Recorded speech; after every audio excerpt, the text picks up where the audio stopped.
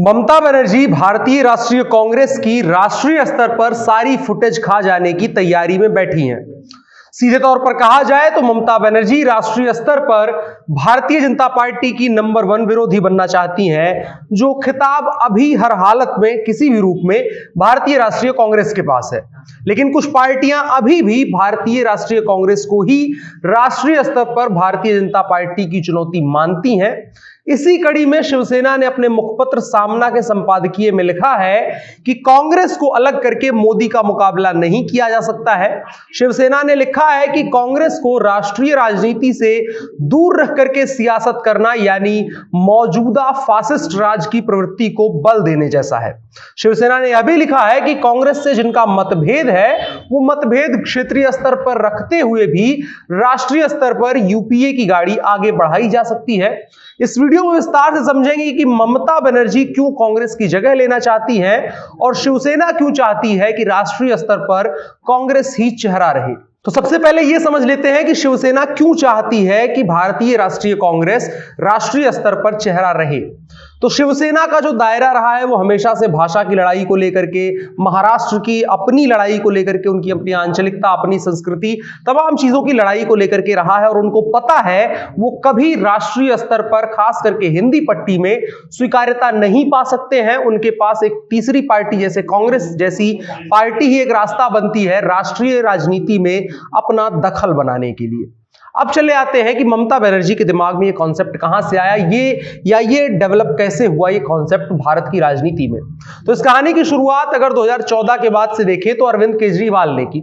अरविंद केजरीवाल ने पहले कांग्रेस के साथ दिल्ली में सरकार बनाई और 49 दिनों में ही सरकार को गिरा दिया। फिर उसके बाद कांग्रेस को बुरी तरीके से हराते हुए दिल्ली में पूर्ण बहुमत की सरकार बनाई। फिर उसके बाद पंजाब विधानसभा चुनाव हुए, वहां भी अरविंद केजरीवाल मजबूती से लड़ते हुए नजर आए और पंजाब में भी कांग्रेस के बाद दूसरे नंबर की पार्टी बना ली और आज आम आदमी पार्टी कांग्रेस के हाथ से सत्ता छीनने की तैयारी में है। अरविंद केजरीवाल भाजपा का विरोध करते रहे, लेकिन उन्होंने कभी भी कांग्रेस के साथ साफ तौर पर मंच साझा नहीं किया, ना ही कभी किसी गठबंधन की बात करी। और अब ममता बनर्जी को भी वही फॉर्मूला रास आ रहा है।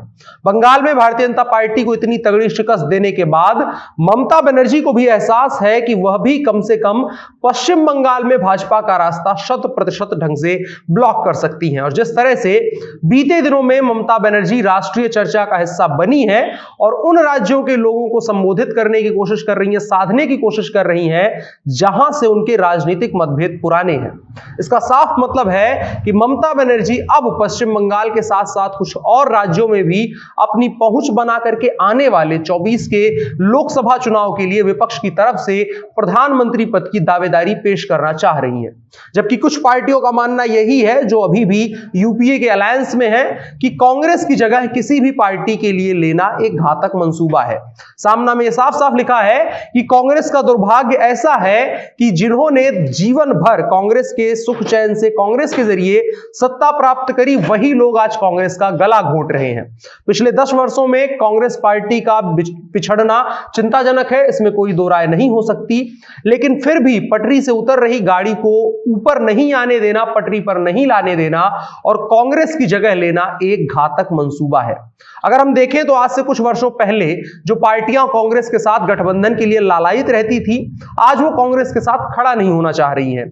चाहे बिहार में राष्ट्रीय जनता दल हो, जो कुछ समय पहले तक कांग्रेस के अगल बगल में रहती थी, लेकिन आज कांग्रेस की हालत बिहार में ऐसी है कि राष्ट्रीय जनता दल उपचुनाव में कांग्रेस को एक सीट देने के लिए भी नहीं राजी हुई।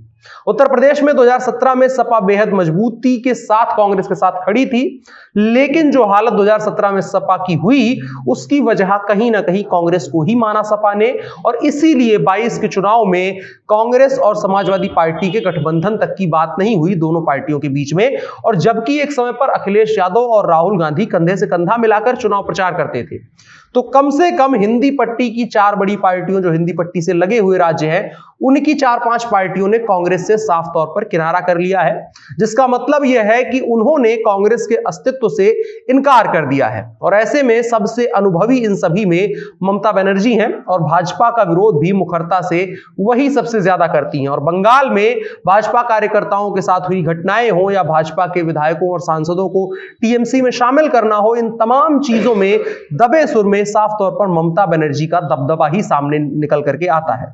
ऐसे में ममता बनर्जी ने हर दिशा से तैयारी कर ली है कि कांग्रेस का तोड़ बना जाए। एक समय पर कांग्रेस का हिस्सा ममता बनर्जी हुआ करती थी, उसके बाद उन्होंने कांग्रेस से अलग होकर के तृणमूल कांग्रेस बनाई और पश्चिम बंगाल को अपना गढ़ बनाया। और आज वो चाहती है कि जिस तरह से कभी पश्चिम बंगाल कांग्रेस का गढ़ हुआ करता था और ममता बनर्जी कांग्रेस से अलग होकर के तृणमूल कांग्रेस बनाई और उसके बाद पश्चिम बंगाल का कांग्रेस का गढ़ इन्होंने अपने नाम कर लिया, उसी तरह से राष्ट्रीय स्तर पर भी ये अब पश्चिम बंगाल के अलावा भी कांग्रेस का तोड़ बनना चाह रही है। इसके आगे शिवसेना का एक लिखी अगर बात पे वापस आए तो शिवसेना ने सामना में लिखा है कि गुलाम नबी आजाद ने वर्ष 2024 के चुनाव में कांग्रेस की स्थिति अच्छी नहीं होगी ऐसा श्राप दे दिया है। आजाद ने कहा है कि आज की स्थिति कायम रही तो कांग्रेस की अवस्था निराशाजनक रहेगी। सामना में लिखा गया है कि आजाद वगैरह की मंडली ने G23 नामक असंतुष्टों का एक ग्रुप तैयार किया है। उस ग्रुप के लगभग सभी लोगों ने कांग्रेस से सत्ता सुख भोगा है, लेकिन इस गुट के तेजस्वी मंडल ने कांग्रेस की आज की स्थिति सुधारने के लिए क्या किया, अथवा इस तेजस्वी मंडल को भी अंदर से लगता है कि 2024 में कांग्रेस का काम निराशाजनक ही रहे।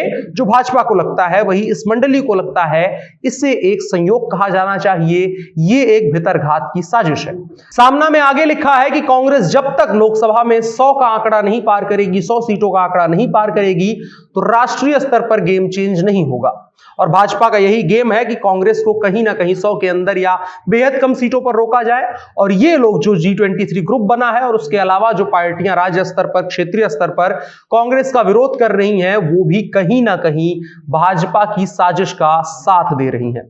देखने वाली बात होगी इसको लेकर के राष्ट्रीय राजनीति में और कितनी बातचीत बढ़ती है। ममता बनर्जी लगातार मुंबई में जाकर के अभी उन्होंने बातचीत करी, एक सेमिनार किया है, उसके अलावा भी वो लगातार बातचीत कर रही हैं और राष्ट्रीय स्तर पर अपनी पहुंच बनाने की कोशिश कर रही हैं। इस चीज को लेकर के देखने वाली बात होगी किनका किनका समर्थन मिलता है ममता बनर्जी को। और कांग्रेस के साथ सबसे गंभीर चीज है कि कौन खड़ा हुआ नजर आता है। आपकी क्या राय है इन तमाम मुद्दों को लेकर कमेंट बॉक्स में आप हमें बता सकते हैं। और अगर वीडियो पसंद आया हो तो इसको दोस्तों के साथ साझा करें। मेरा नाम अनुराग मिश्रा है, आप जनता जंक्शन देख रहे हैं। कैमरे पर मेरे साथ ओम प्रकाश हैं। शुक्रिया।